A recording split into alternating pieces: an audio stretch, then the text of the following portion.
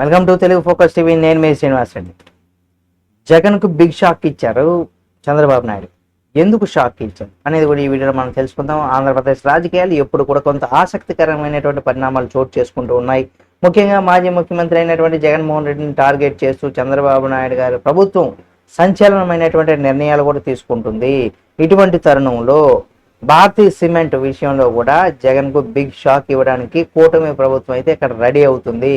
YS Jagan కుటుంబానికి చెందినటువంటి భారతీయ cement కార్పొరేషన్కి సంబంధించినటువంటి అక్కడ ఇచ్చినటువంటి 2 సున్నపు గని లీజులను కూడా రద్దు చేసేందుకు కూడా రాష్ట్ర ప్రభుత్వం రెడీ అవుతుంది. కాబట్టి భారతీయ సిమెంట్స్కు ఇచ్చినటువంటి 2 లీజులను కూడా రద్దు నిర్ణయం ఇక్కడ ఎలా ఉండబోతుంది అనేది మనం చూసినట్లయితే, కేంద్ర ప్రభుత్వం గనుల నిబంధనలు ఉల్లంఘన నేపథ్యంలో కూడా కూటమి ప్రభుత్వం ఈ నిర్ణయం తీసుకున్నట్టుగా కూడా తెలుస్తుంది. మరి కేంద్ర గనులు భారతీయ సిమెంట్ లీజు విషయంలో అభ్యంతరం వ్యక్తం చేయడంతో కూడా విచారణ జరిపినటువంటి ప్రభుత్వం అడ్వకేట్ జనరల్ నివేదిక ఆధారంగా కూడా ఈ సున్నపరాయి లీజును కూడా చట్టవిరుద్ధంగా మంజూరు చేసినట్టుగా కూడా గుర్తించింది. అయితే రాష్ట్ర గనుల శాఖ తుది నివేదిక సమర్పించిన వెంటనే కూడా భారతీయ సిమెంట్కు ఇచ్చినటువంటి 2 లీజు రద్దును కూడా ఇక్కడ ఉత్తర్వులు వెలువడేటువంటి అవకాశం ఉంది.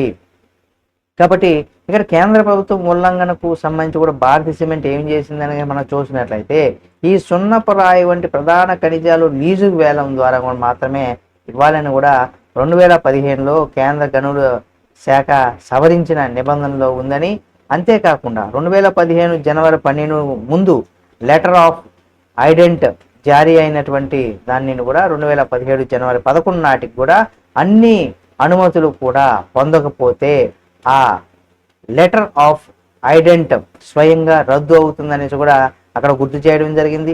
అంటే ఎన్నికల ముందు భారతీయ సిమెంట్స్కు 2 సున్నపరాయిలు గనులు లీజును కూడా ఇచ్చాయని కూడా చెప్పుకోవచ్చు. అంటే ఈ నిబంధనను ఉల్లంఘించి 2024 ఎన్నికల్లో కూడా కొద్ది రోజుల ముందు నాటి సీఎం వైఎస్ జగన్మోహన్ రెడ్డి తన సతీమైనటువంటి భారతీ రెడ్డి గారు డైరెక్టర్గా ఉన్నటువంటి ఈ భారతీయ సిమెంటు 2 లీజులను కూడా మంజూరు చేశారు. కడప జిల్లా అలాగే కమలాపురంలోను కూడా, అలాగే ఎర్రగొండ మండలంలో కూడా 509.18 ఎకరాలు, అలాగే 235.56 ఎకరాల భూముల్లో కూడా ఈ లీజులు ఇచ్చారు. అంటే ఈ భూమి వాస్తవానికి రఘురామ్ సిమెంట్స్కు చెందినవి కాగా 2009లో భారతీయ సిమెంట్ వాటిని కొనుగోలు చేసింది. అయితే లీజు లెటర్కి సంబంధించి ఇక్కడ లీజులో లెటర్ ఆఫ్ ఐడెంటిటీ రద్దు పైన కూడా కోర్టుకు భారతీయ సిమెంట్ అయితే వెళ్ళింది.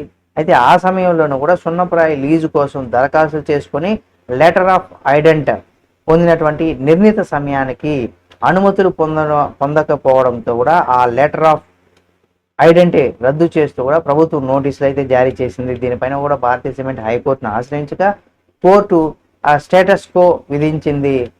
దాంతో ఆ తర్వాత 2023లో కూడా సంస్థ వాదనలు విని నిర్ణయం తీసుకోవాలని కూడా హైకోర్టు రాష్ట్ర ప్రభుత్వానికి అయితే ఆదేశించింది.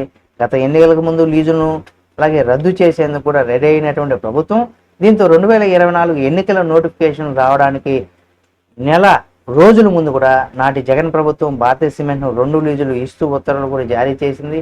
అయితే ఈ లీజులు కేంద్ర చట్టానికి విరుద్ధంగా ఉండడంతో కేంద్ర గనుల శాఖ రాష్ట్ర ప్రభుత్వానికి ఈ లీజుల పైన కూడా చేసుకోవాలని కూడా కోరింది. దీనిపైన అడ్వకేట్ జనరల్ నివేదిక ఆధారంగానే ఇది చట్ట విరుద్ధంగా జరిగినట్టుగా కూడా గుర్తించింది. రాష్ట్ర గనుల నివేదిక తుది నిర్ణయానికి రాగానే ఈ లీజును కూడా రద్దు చేయనుంది.